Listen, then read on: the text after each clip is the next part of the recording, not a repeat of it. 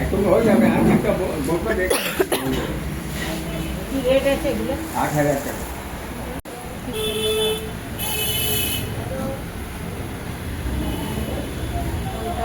আর শাড়ি পরানো যেগুলো এটাই इसी में পড়াবে। आपको पहनाना पड़ेगा। আচ্ছা, মানে এটাকে ডিজাইন করে है। দেবে।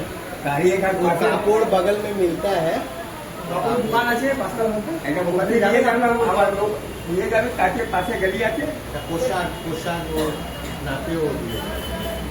তো ওটা কি আপনাদের? দেখতেই পাচ্ছ মা দাম দর করছে, কিন্তু আসলে হচ্ছে উনি হচ্ছে সিনিয়র লোক, তো সিনিয়ররাই ফার্স্টে দাম দর করেন। আর আবার বলবে যে ঠাকুরের আবার দাম দর কিসে, দাম দর না করলে এনারা আমাদের ঠকিয়েও দিতে পারে।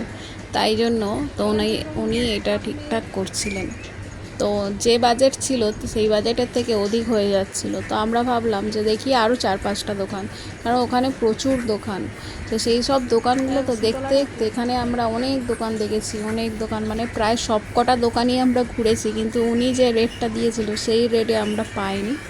তারপরে লাস্ট শেষে কোন দোকানটায় গেলাম সেটা পরে দেখাচ্ছি।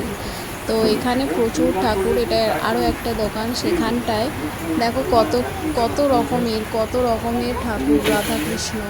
শুধু এই দোকানটায় প্রচুর রাধাকৃষ্ণ ছিল শোকেসে, এছাড়া পায়ের দিকে আর ঠাকুরগুলো রাখা আছে। শুধু পায়ে লেগে যাওয়ার ভয়ে আমি তো ঢুকছিলামই না।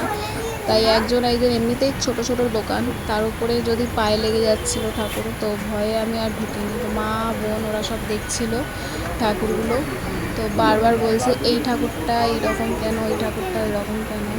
এরকমভাবে দেখে দেখে একটা পছন্দ হয়, একটা পছন্দ হয় না। লাস্টে সাদা কৃষ্ণ আর কালো শ্যামা নিয়েছে, কালো কৃষ্ণ।